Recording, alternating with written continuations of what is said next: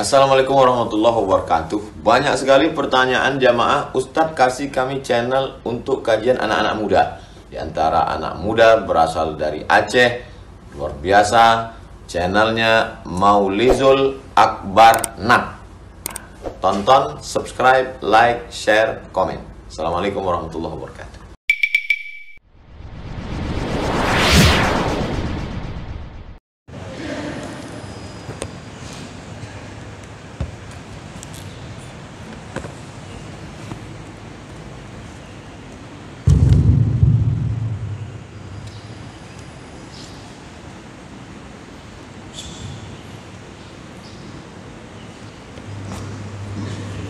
Assalamualaikum warahmatullahi wabarakatuh.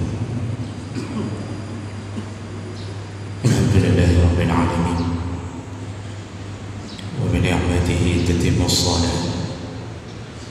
Asyhadu an la ilaha illallah wahdahu la syarika lah. Wa asyhadu anna Muhammadan 'abduhu wa rasuluhul karim. Allahumma shalli wa sallim ala nabiyyina سيدنا المصطفى محمد وعلى آله وأصحابه أجمعين أما بعد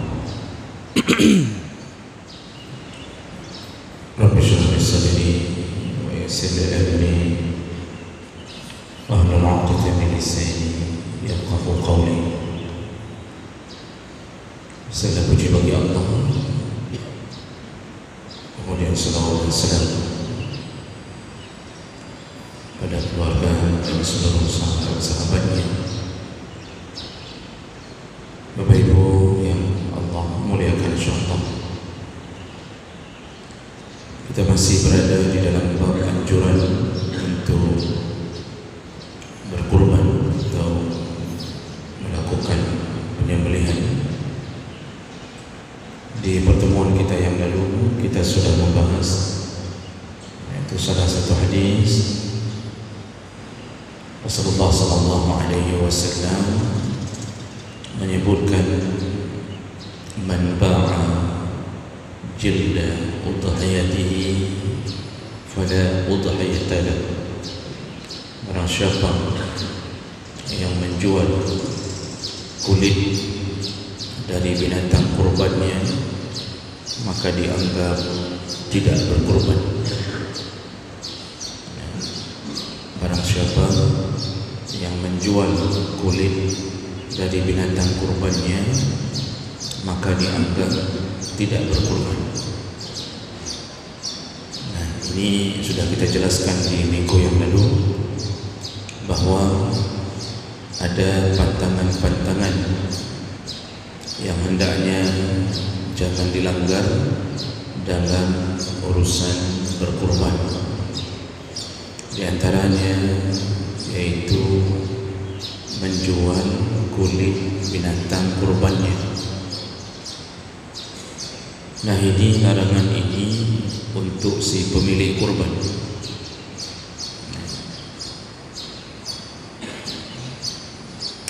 Yang boleh dimanfaatkan.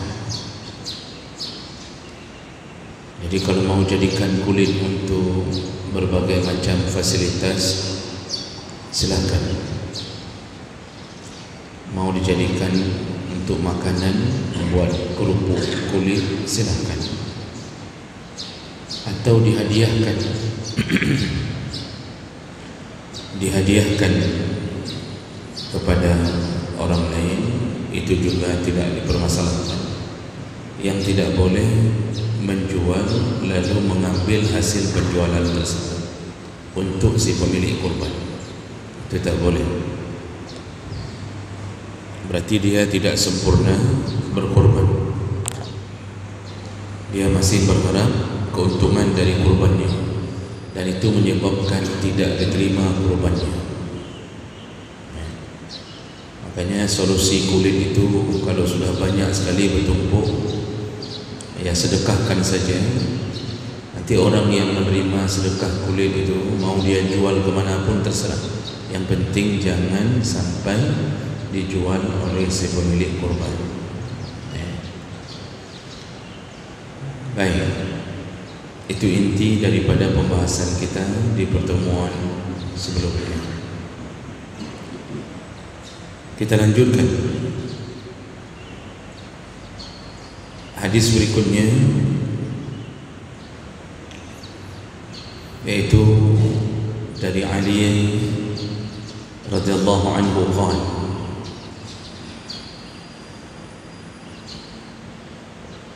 amarani Rasulullah sallallahu alaihi wasallam an aquma ala budni wa an aqsima juludaha wa jalalaha wa an la u'tiya al-jazir shay'an minha. Jadi Ali radhiyallahu anhu mengatakan bahawa kami disuruh atau diperintahkan oleh Rasulullah sallallahu alaihi wasallam, yaitu untuk menyembelih unta di pangkal lehernya, lalu kemudian membagikan kulit-kulitnya,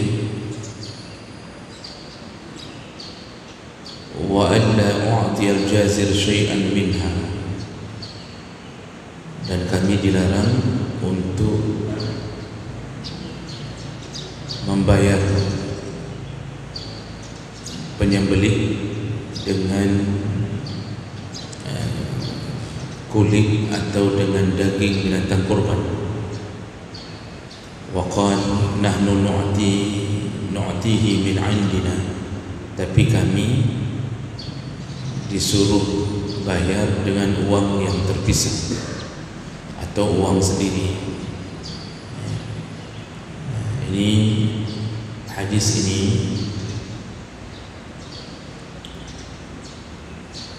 adalah salah satu larangan yang larangan untuk si pemilik kurban membayar penyembelih dengan daging atau dengan kulit binatang kurban.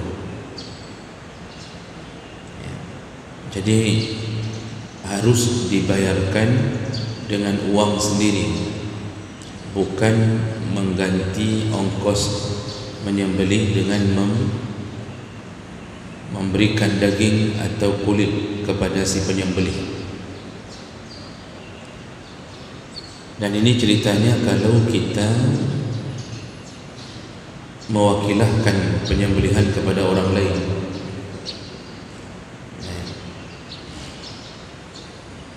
Kalau kita tak mampu menyembelih sendiri, kita akan wakilahkan. Itu boleh.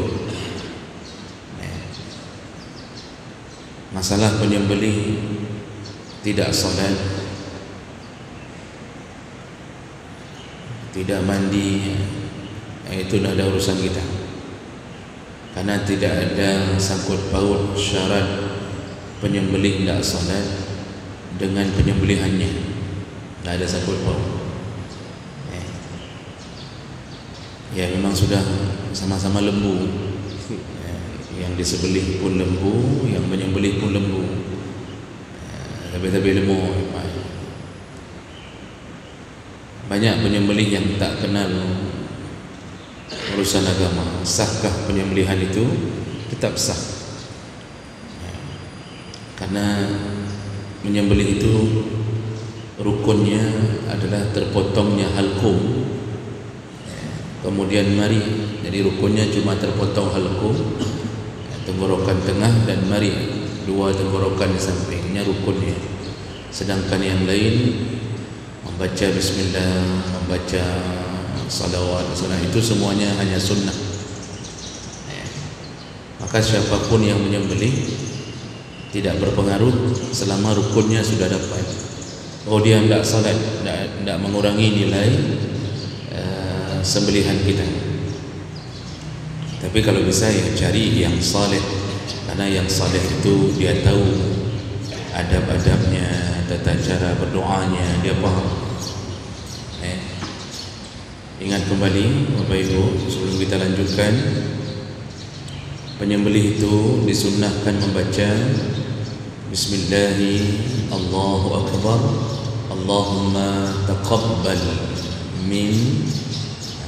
Jadi kalau kita nyembelih sendiri, baca bismillahi Allahu akbar, Allahumma taqabbal minni, dengan nama Allah, Allah Maha Besar, ya Allah terimalah ini dariku. Itu kalau kita menyembelih sendiri. Ya, sunnahnya menyembelih sendiri, karena Rasulullah SAW itu selalu menyembelih sendiri. Tapi kalau kita tidak bisa, wakilahkan ke orang lain, itu juga tidak mengapa. Namun ajarkan orang menyembelih itu untuk membaca bismillahi Allahu akbar, Allahumma taqabbal min. Sebutkan, ya Allah terimalah dari. Jadi siapa nama pemilik? Sebutkan. Menyebutkan nama pun bukan wajib, tak tersebut pun itu sudah diketahui siapa pemiliknya.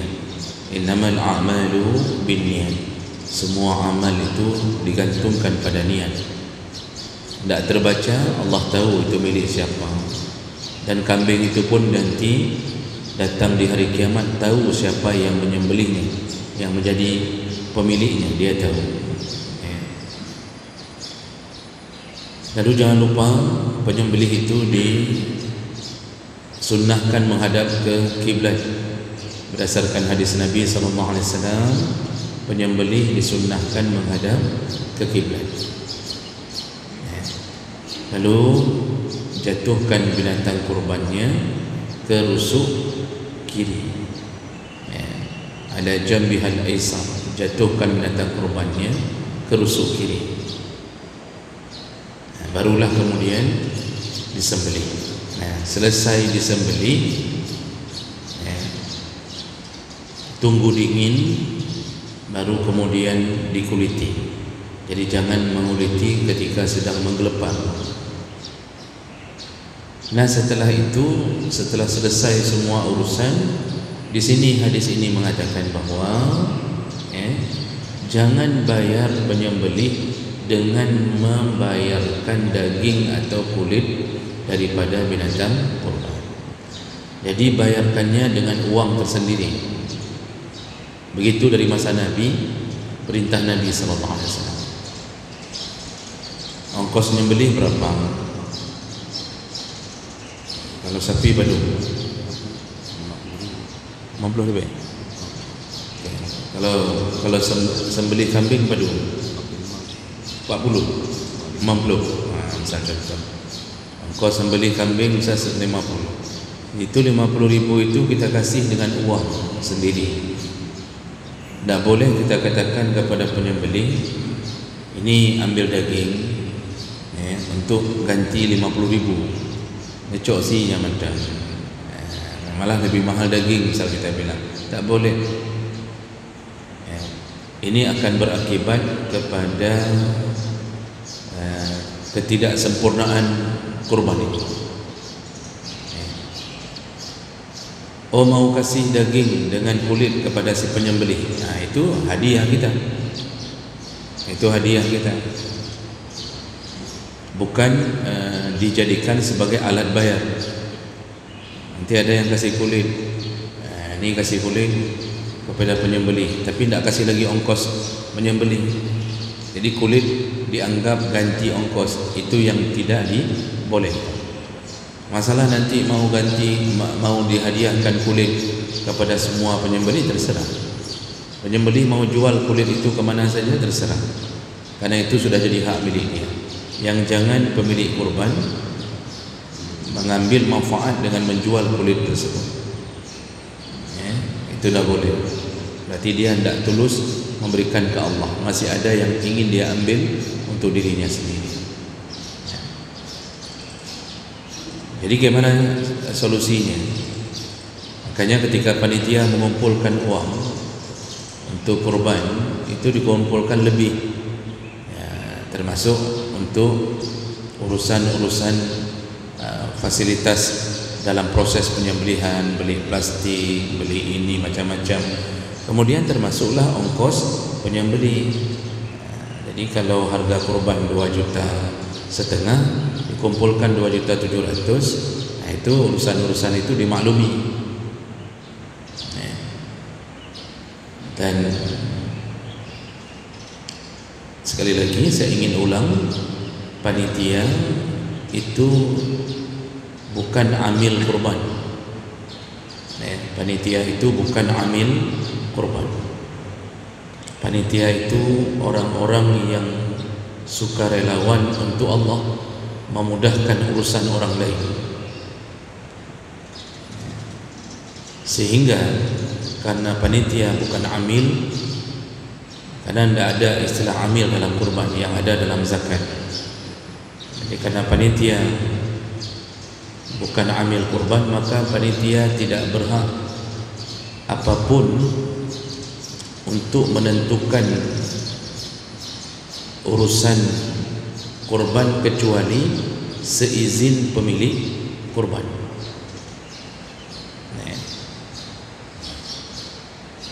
Jadi pemilik menjadi sasaran utama untuk diminta izinnya apabila berhubungan dengan daging kurban. Saya kasih contoh di minggu yang lalu, kalau ada yang ingin melakukan masak-masak di hari penyembelihan, dan itu otomatis mengambil dari daging kurban si pemilik, itu wajib diminta izinnya dari si pemilik, wajib diminta izinnya. Maka panitia dari awal menerima kurban itu harus memberitahu kepada si pemilik, apakah boleh nanti di hari penyembelihan kami ambil sedikit-sedikit untuk dimasak, untuk makan di hari penyembelihan. Kalau si pemilik mengatakan ya silahkan saja, maka aman.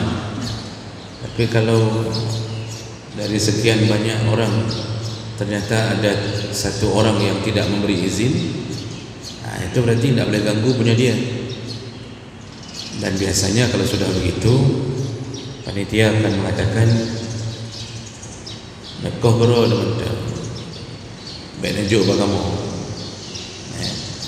Biasanya begitu. Makanya kita kalau sudah kasih ke panitia, itu harus banyak-banyak toleransi dengan kebijakan-kebijakan. Kita tahu bahwa pembagian daging kurban itu dibagi 3, yaitu disuruh makan sepertiga, simpan, lalu kemudian sepertiganya lagi untuk hadiah.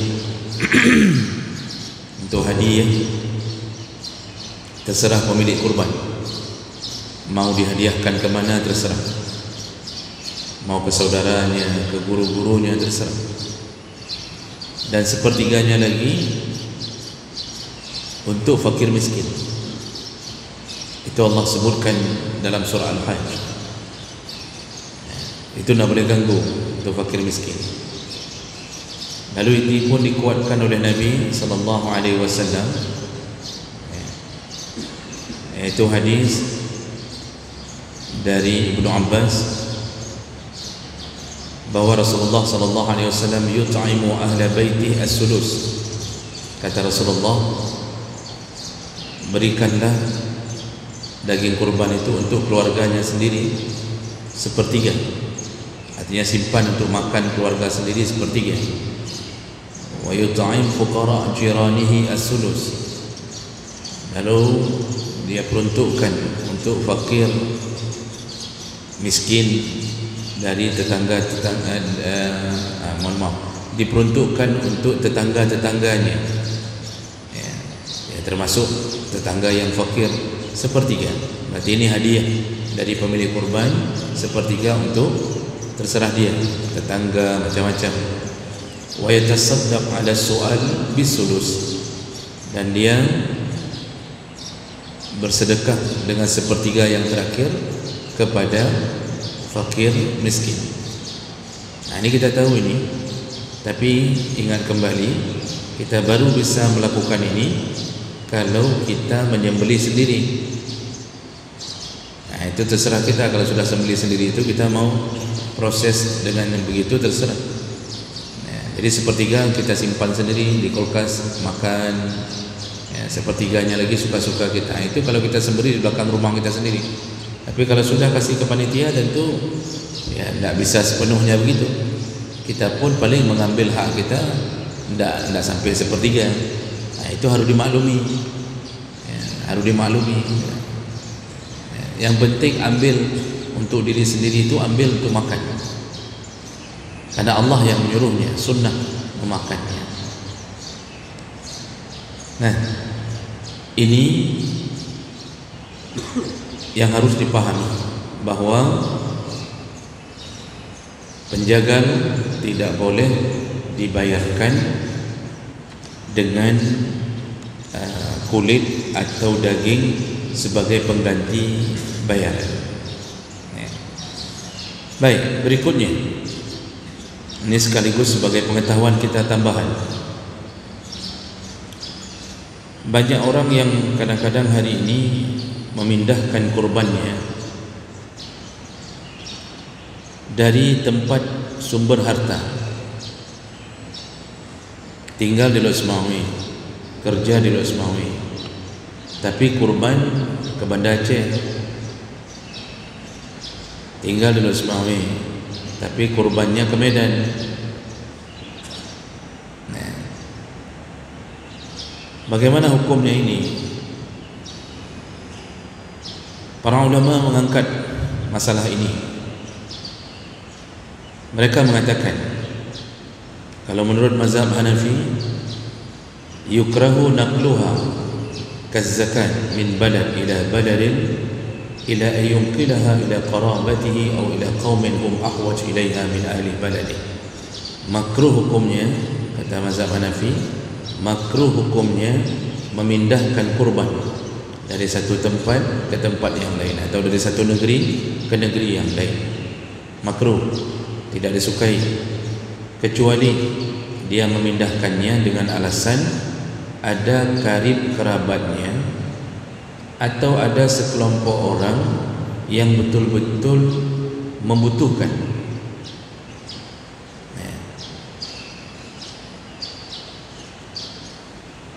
Jadi betul-betul emergency, betul-betul gawat darurat. Jadi baru boleh memindahkan kurban ke luar dari sumber harta kalau betul-betul orang yang akan menerima itu menghadapi bencana, atau keluarga kita, keluarga dekat kita miskin, berada di satu kampung dan mereka betul-betul tidak ada yang memberikan kurban ke mereka. Nah, jadi betul-betul tidak ada, dan kita baru boleh diizinkan memindahkannya. Itu menurut mazhab Hanafi makruh. Wa qala al-Malikiyah, kalau menurut mazhab Malik, wa la yajuzu naqluha ila masafati qasr fa akthar ila yakuna ahla dhalika al-mawdi' ashadd hajah. Tidak boleh, ini bukan makruh lagi, berarti sudah diharamkan. Tidak boleh memindahkan kurban melebihi jarak boleh qasar salat. Tidak boleh memindahkan kurban melebihi jarak boleh qasar salat, kecuali kondisinya orang yang akan menerima kurban tersebut asyaddu hajah, betul-betul sangat-sangat membutuhkan. Ini berarti alasannya sama dengan mazhab Hanafi tadi, baru boleh pindahkan kalau betul-betul tempat tersebut membutuhkan. Membutuhkan itu bisa miskin semua, tidak ada yang kurban di situ, kemudian ditimpa bencana, sehingga kita mengirimkan kurban ke tempat itu walaupun melebihi jarak boleh qasar salat, maka masih dibolehkan. Kalau menurut mazhab Syafi'i dan Hanbali, menurut Syafi'i dan Hanbali, yajuzu naqluha li aqalli min masafati al-qasr min al-balad allazi fihi al-mal. Masih dibolehkan memindahkan kurban hanya sebatas jarak boleh qasar salat. Ini berarti sama ni dengan mazhab Malik. Syafi'i dan Hanbali mengatakan apa? Hanya boleh memindahkan kurban di bawah atau masih di dalam jarak boleh qasar salat dari sumber hartanya. Jadi hitungannya dari tempat sumber harta. Wa yuhramu naqluha, haram memindahkannya. Ya. Ini malah menyebabkan kalau dalam pandangan tiga mazhab mengharamkan. Mazhab Hanafi memakruhkan. Tapi pada dasarnya semua mereka berpandangan yang sama, tidak boleh memindahkan kurban dari tempat sumber harta. Ini perlu jadi catatan Bapak Ibu.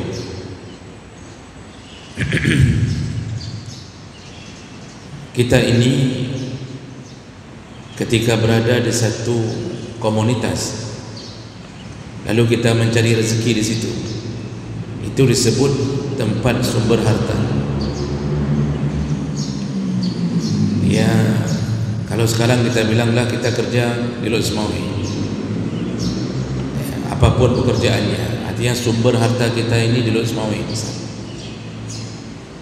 Maka yang dimaksud oleh para ulama tadi adalah jangan pindahkan kurban melebihi jarak boleh qasar salat dari tempat sumber hartamu. Kalau zakat fitrah di mana berhari raya, di mana kita berada dimulai malam hari raya, di situ kita disuruh bayar zakat. Kalau zakat fitrah, ya.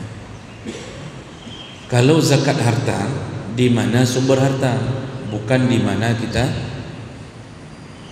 berdomisili, ya. Di mana sumber harta, itu kalau zakat harta sudah bayar zakatnya di situ. Kerja di Lod Semawi, tinggal di Sigli misalnya, tiap-tiap hari atau seminggu 2 kali ke Lod Semawi, tapi rumahnya di Sigli. Kalau zakat fitrah di mana malam hari raya, di mana kita berada di malam hari raya. Kalau zakat harta di mana sumber harta, jadi bukan di mana tinggal. Sumber harta 4 Mitapeng Lod Semawi, tapi tinggal di Sigli, itu zakat hartanya bayar di Lod Semawi, bukan bayar di Sigli. Itu kalau zakat harta.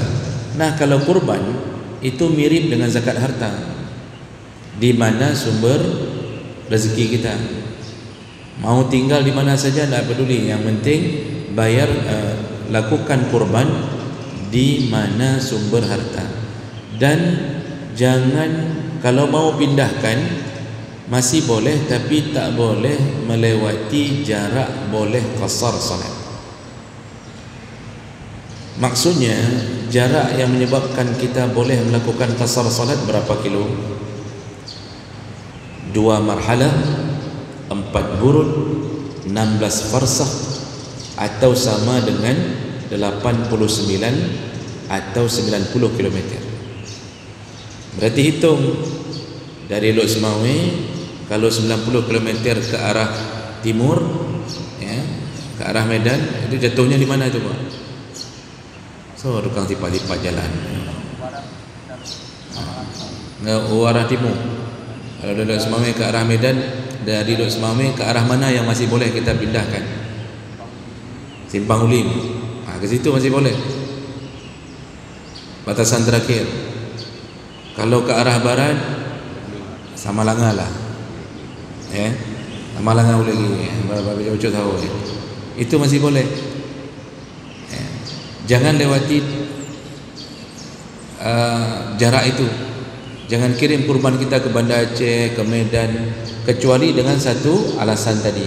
Di sana sangat membutuhkan. Misal kampung kita di Melabuh, dan betul-betul miskin di tempat kampung kita tinggal itu.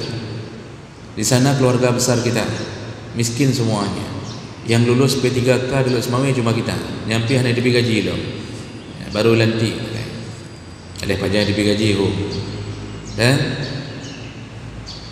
lalu kita punya kurban tahun ni di tempat di Lok Semawe, tempat di kampung kita tinggal, ternyata sudah ada 4 sapi, 5 sapi. Di sana di kampung kita, keluarga besar kita miskin semuanya, dan mereka di kampung itu pun tak ada yang kurban kerana miskin semuanya. Lalu mereka telepon kita, "Na kurban mutabahinan," kata dia. Di saat itulah kita menghadapi sebuah keadaan yang baru, yaitu betul-betul di sana membutuhkan dan tidak ada yang berkorban kecuali kita, dan di sini tempat kita tinggal pun sudah mencukupi. Di saat itu baru boleh. Tapi kalau di sana pun ada korban, di sini pun ada korban, tetap disuruh korban di mana sumber harta. Alasannya apa, Pak? Nabi keluarga besarnya di Madinah atau di Mekah? Nenek Nabi, keluarga besar Nabi tinggalnya di mana? Di Mekah. Lalu Nabi hijrah ke Madinah. Tak pernah Nabi memindahkan kurbannya dari Madinah ke kampung halamannya. Tak pernah. Jadi istilahnya tidak dicontohkan tentang memindahkan kurban dari masa Nabi. Itu alasan utama berdasarkan berdasarkan sunnahnya Nabi SAW. Yang kedua, alasannya kenapa tidak boleh pindahkan kurban dari tempat sumber harta? Karena orang-orang yang berada di sekitaran sumber harta kita itu lebih utama mendapatkan, dan itu untuk memutuskan kesenjangan sosial antara orang yang datang ke tempatnya untuk mencari harta, sedangkan penduduk pribumi setempat atau bahasanya Solo itu kadang-kadang dia melihat orang yang kerja di tempatnya itu tiap hari berbolak-balik. Orang-orang kampung melihat orang-orang yang memakai baju coklat, ya, tiap-tiap pagi masuk ke kantor itu ada di kampungnya. Mereka sambil lewat bertanya-tanya berapa gaji mereka, padu dengan gaji awaknya, menu macam-macam pembicaraan orang kampung besar. Jadi itu menunjukkan harapan mereka, kami dapat apa? Kami yang tinggal di sini ini dapat apa? Harapan mereka cuma 2, zakat harta dan korban. Kalau zakat fitrah tidak bisa berharap, karena zakat fitrah di mana kita bermalam hari raya, di situ disuruh bayar zakat. Nah, harapan ini untuk apa? Untuk memutuskan kecemburuan, kesenjangan sosial kepada orang-orang yang berada di sekitaran sumber harta. Itu menyebabkan terhubungnya silaturahim dengan baik dengan orang-orang yang berada di sumber harta. Karena secara hukum agama, orang yang berada di sumber harta itu tetap harus diperhatikan. Lalu negara kan yang mengubah keadaan itu. Negara mengubah keadaan itu semua. Bagaimana itu bunyi pasal 33 itu, air, tanah, udara, pupu loh men, milik negara itu dia. Maka gas dialirkan semua negara. Ada minyak dialirkan negara. Orang yang duduk di sekitaran tempat sumber harta tak dapat apa-apa. Akibatnya apa? Kebencian. Itu tanah Papua itu, Pak. Lihat bagaimana Freeport tidak berhenti memproduksi emas. Luar biasa, Pak. Emas di dalam tanah mereka. Berubahkah Papua sampai hari ini? Tidak ada perubahan. Emas di tanah mereka, mereka tak berubah hidupnya, tetap miskin, harga barang mahal, harga barang cukup mahal. Minyak jangan ditanya, kita di sini 10.000, sana itu bisa mencapai pada 25.000 per liter. Mahasiswa Papua yang diterima di sini Pak, di Unimal sini, kalau pulang mereka bawa apa Pak? Beras. Dikerja di Aceh kok murah-murah beras. Di sana Masya Allah, karena untuk membawanya saja transportasinya membutuhkan biaya tinggi. Hidup di atas emas tetapi tak merubah apapun. Itu akibat konsep tak memperhatikan orang yang berada di sekitaran tersebut. Itu tidak boleh dalam agama. Apapun, dia tetap menjaga supaya tidak terjadi kecemburuan, itu tetap wajib diperhatikan. Maka dalam hukum agama, zakat disuruh bayar di tempat sumber harta, kurban disuruh kurban sumber harta. Biarlah orang-orang miskin yang berada di sumber harta yang merasakan kesenangan sesekali dari orang-orang yang mengambil manfaat dari tempat mereka. Makanya kadang-kadang kalau kita tidak perhatikan ini, keluar Pak, kalimat-kalimat buaya damang, buya damang, merazeki, buya apa lah umian, buya keruang, dedang-dang, buya damang merazeki, buaya sungai, berdiri-berdiri, buaya masuk, dapat rezeki. Maksudnya buaya sungai itu buaya di dalam, penduduk asli tak dapat apa-apa, orang masuk merazeki. Itu kalimat itu keluar karena kecemburuan sosial. Kecemburuan sosial.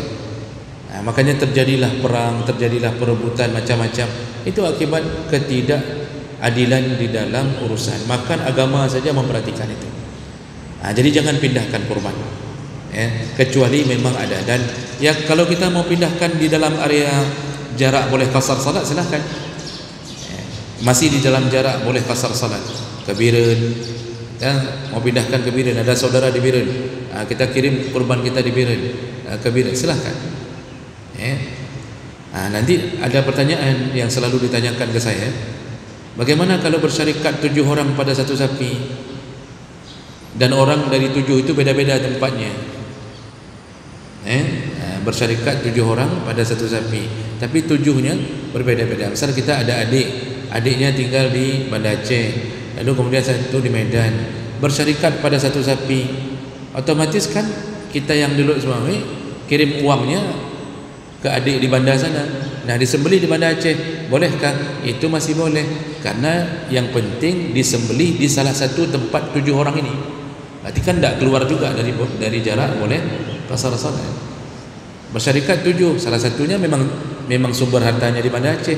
Jadi di tempat dia disembelih, itu aman, karena tak mungkinlah sembelih di 7 tempat, sembelih sana sikit, sembelih sini sikit, tidak mungkin kan. Jadi di salah satu dari 7 orang ini aman, tak ada masalah apa-apa. Okey, terakhir,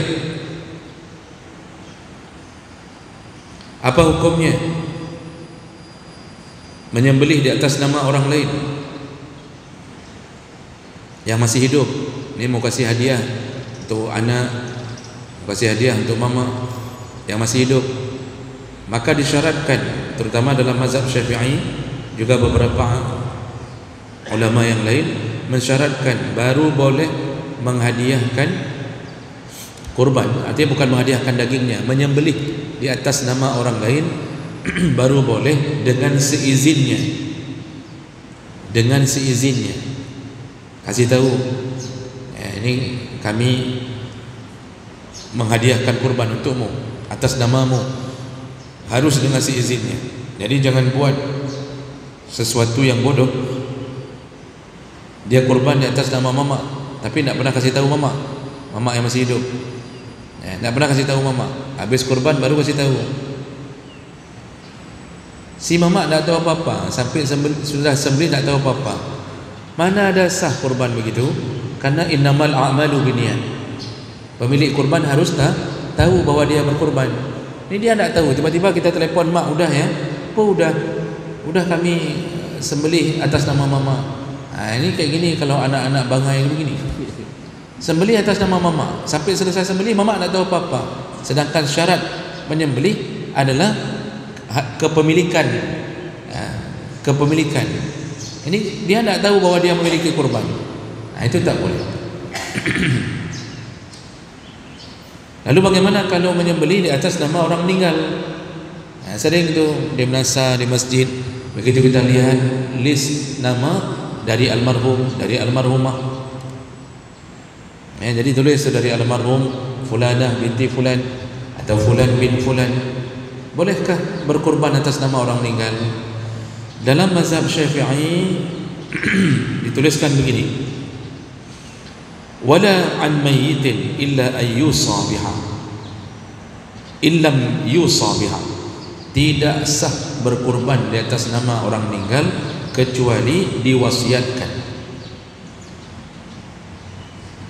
Kalau orang meninggal itu tidak pernah mewasiatkan untuk berkorban, maka tak boleh ahli waris berkorban di atas nama orang meninggal.